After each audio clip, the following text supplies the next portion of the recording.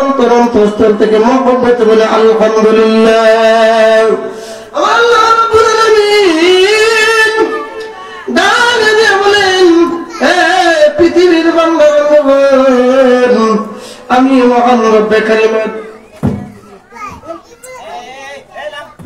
আমার বান্দাগণ, আমি মহান রব্বে কারিমের নিয়ামত পায়া যে মাত্র নিয়ামতের শুকর আদায় করে আমি মহান রব্বে কারিম তাদের জন্য নিয়ামত গুলো বাড়ায় দেই। কোরআন কারীমের মধ্যে বলেন, বিসমিল্লাহির রাহমানির রাহিম,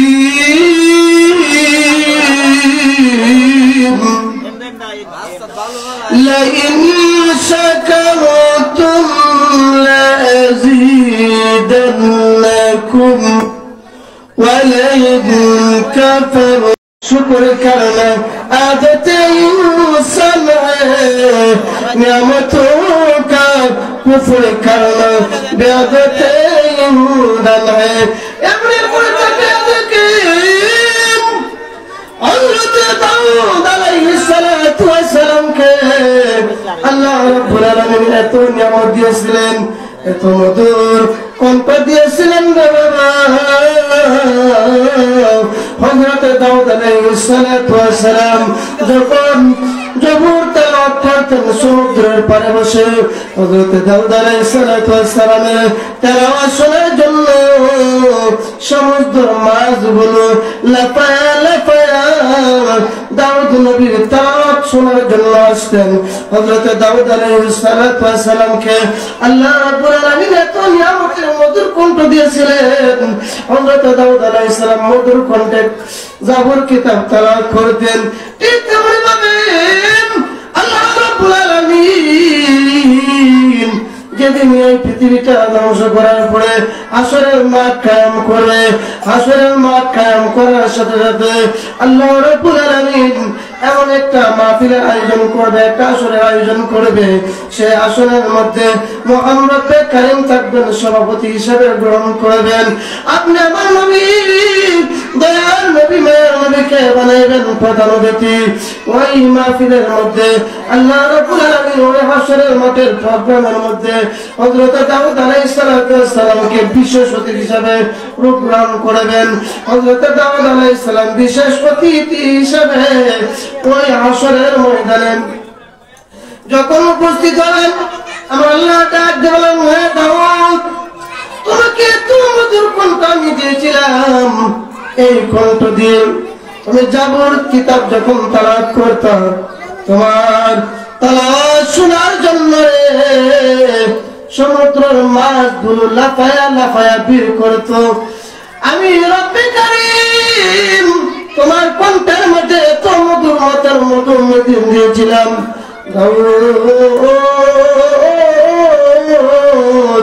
আজকে এই হাসরের ময়দানে তোমায় হে দাউদ যার উপরে কোরআন নাযিল করলাম, যার খাতিরে কোরআন বানাইলাম, আমার হাবিবুল্লাহ নবীর উপর যে গ্রন্থ পাঠাইলাম, ওই গ্রন্থ থেকে তুমি একটু তেলাওয়াত করো। হাদিস পাকের মধ্যে উল্লেখ করা হয়েছে, হযরত দাউদ আলাইহিসসালাতু ওয়াসসালাম সূরাতুত তাহা তেলাওয়াত করবেন। বিসমিল্লাহির রাহমানির রাহিম, তাহা মা আনজালনা কুরআনা আলাইকা তাশআ।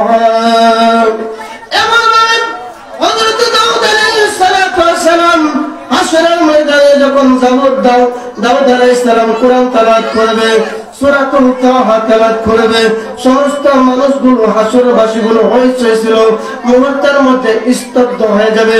সমস্ত মানুষগুলো এমন ভাবে নীরব হয়ে, যেমনই ভাবে গভীর রজনীর মধ্যে আপনি আমি ঘুমন্ত অবস্থায় একটা মশা যখন আওয়াজ করে ব্যান করে আওয়াজ করে এমন ভাবে আওয়াজটা আপনি আমার কোণের মধ্যে আসে, ঠিক তেমনি ভাবে হযরত দাউদ আলাইহিস সালাম যখন কোরআন তালাশ করবে মানুষগুলো হা করে তাকায় থাকবে, একটা মানুষ একটা মুহূর্তের জন্য পাঠিয়ে দিবে না। দাউদ আলাইহিস সালাম তেলাওয়াত করতে থাকবে আল্লাহ রাব্বুল আলামিন বলবেন, হে দাউদ স্টপ, তুমি থেমে যাও। দাউদ নবী থেমে যাবে। দাউদ নবী থামার পরে আল্লাহ রাব্বুল আলামিনের দরবারে সমস্ত আসরবাসীরা ডাক দিয়ে বলবে, ও আল্লাহ, এত মধুর তালাত আমরা জিন্দেগিতে কোনোদিন শুনি নাই।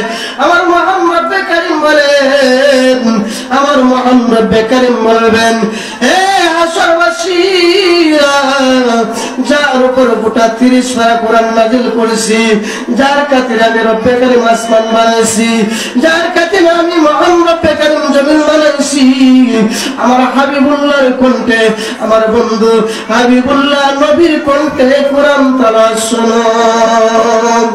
তখন আপনি আমার নবী, দয়ার নবী, মায়ার নবী কোরআন তালাওয়াত শুরু করবেন, সূরাতুল ইয়াসিন তেলাওয়াত করবেন। বিসমিল্লাহির রাহমানির রাহিম।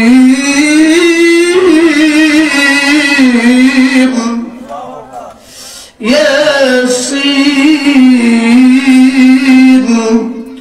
ওয়াল কুরআনিল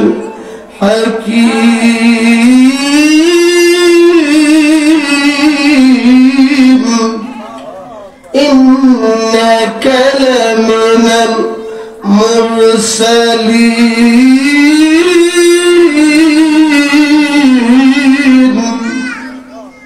আলা সিরাতিম মুস্তাকিম।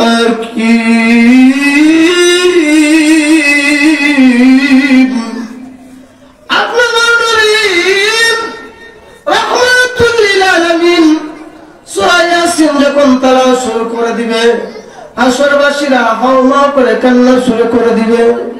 ও আল্লাহ,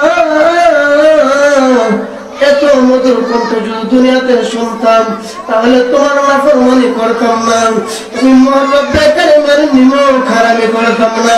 আল্লাহ রাব্বুল আলামিন ডাক দিয়ে বলে, হে আসরবাসীরা শুনো, আমি যে মহান রব্বে কারীম, আমি যে মহান রব্বে কারীম আসর সাজাইলাম, আমার কণ্ঠে কোরআন তেলাওয়াত শুনো।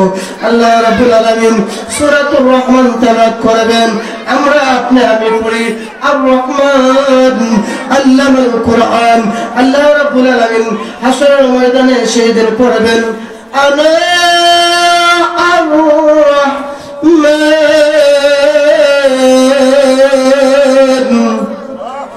আল্লামাল কোরআন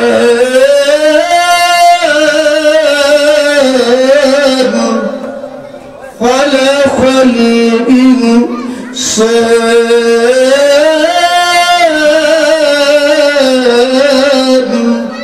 علمه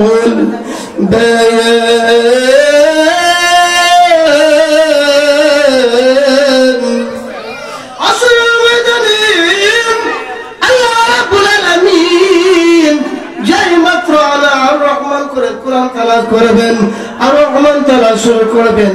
হাসর মাঠের বাসীরা এমন ভাবে আল্লাহ রাব্বুল আলামিনের কণ্ঠে কোরআন তেলাওয়াত শুনে সমস্ত হাসরবাসীরা একেবারে বেহুশ হয়ে জমিনের মধ্যে পড়ে যাবে। ও বন্ধুরা, আমার সেই দিকে আলোচনা না, আমার আলোচনার মূল দিকে চলে যাচ্ছে। এমনি ভাবে দাউদ আলাইহিস সালাম যে মাত্র জাবর কিতাব সমুদ্রের পারে করে তালাক করতেন, তালাক করতে করতে করতে করতে দাউদ আলাইহিস সালামের মনের মধ্যে একটা অহংকার আসলো। দাউদ আলাইহিস সালামের মনের মধ্যে একটা অহংকার আসলো। যখন আসলো, ইন্নানি মুহাম্মদ রব্বে কারীম জিবরাইলকে পাঠিয়ে দিলেন। জিবরাইল, ও জিবরাইল, এই মুহূর্তে আমার দাউদ পয়গম্বর নিকটে যাও, যাইয়া সুজায়া দাও, হে দাউদ তুমি কি ইবাদত করেছো, তোমার কি ইবাদত রয়েছে। তোমার জমানার মধ্যে আমার একজন এমন মাহবুব আছে যে বান্দাটা একদিন নয়, 2 দিন নয়, 1 সপ্তাহ নয়, 2 সপ্তাহ নয়, 1 মাস নয়, 2 মাস নয়, 1 বছর নয়, 2 বছর নয়, 1 যুগ নয়, 2 যুগ নয় রে দাউদ, হে দাউদ, আমার ওই মাহবুব বান্দা আমি মহান রব্বে কারীমের ইবাদত বন্দেগী করেছে 700 বছর। ওই দিন 700 বছর করেছে। হযরত দাউদ আলাইহিস সালাম যেই মাত্র এই ঘটনা শুনলেন, শোনার সাথে সাথে দাউদ আলাইহিস সালাম শুকর একেবারে আশ্চর্য হয়ে গেল। আল্লাহ, এটা কেমন করে সম্ভব? 700 বছর ইবাদত করেছে। আমার আল্লাহ রাব্বুল আলামিন ডাক দিয়ে বলেন, দাউদ, ও আমার পয়গম্বর দাউদ, আমার বান্দা যে অপরাধের কারণে আমি মহান রব্বে কারীমের দরবারে 700 বছর ইবাদত করেছে, আমি মহান রব্বে কারীমের দরবারে মূলত এটা কোনো অপরাধ হয় না।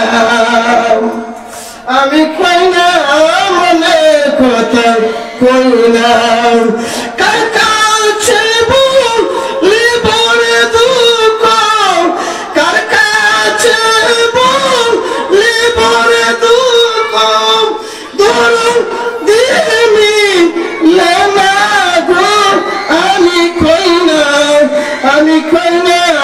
মনের কথা কই না। বন্ধুরা রে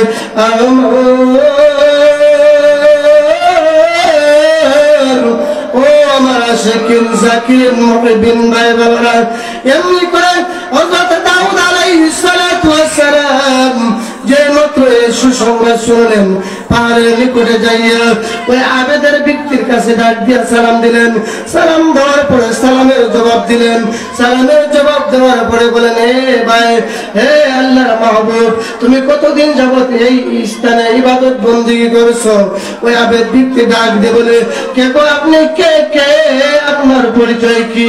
ডাক দিয়ে বলে, আমাকে চিনবা না, আমি হইলাম ওই জমানার পয়গম্বর হযরত দাউদ আলাইহিস সালাতু ওয়াস সালাম।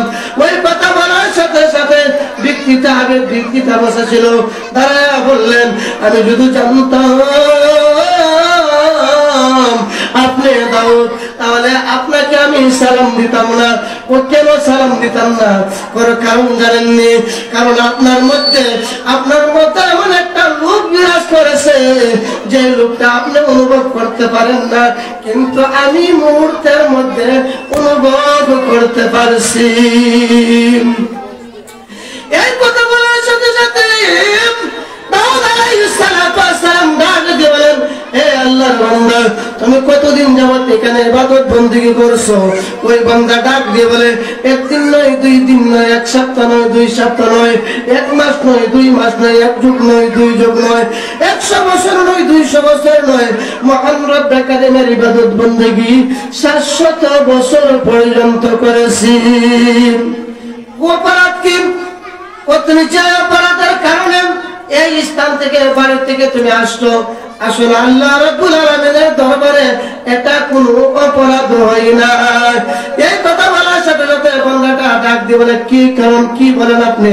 ওই সময় বলে দাউদ নবী ডাক দিয়ে বলে, হে বান্দা, ও আল্লাহর মাহবুব, আপনি যে চাঁদের উপরের মধ্যে আরোহণ করেছিলেন, চাঁদের উপরে হাঁটতেছিলেন, আপনার মনে করেছিলেন আপনার মা জননী, জনম দুঃখিনী মা ওই চাঁদের নিচে ছিল।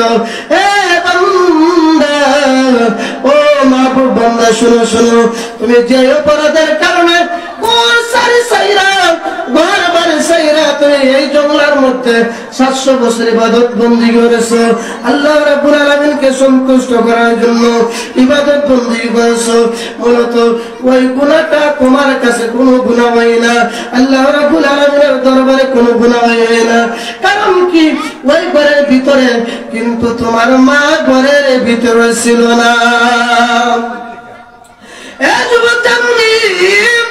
শুধু তাই না, তোমার মা এই পৃথিবীর বুকে নাই, তোমার মা অন্ধকার কবরের বাসিন্দা হয়ে গেছে।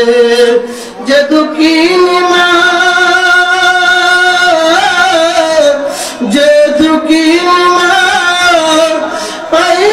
আমায় করেছে লালন,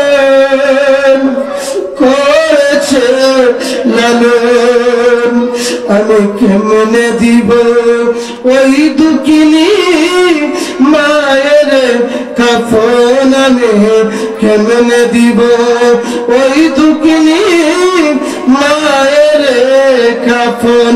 যে দুঃখিনী মা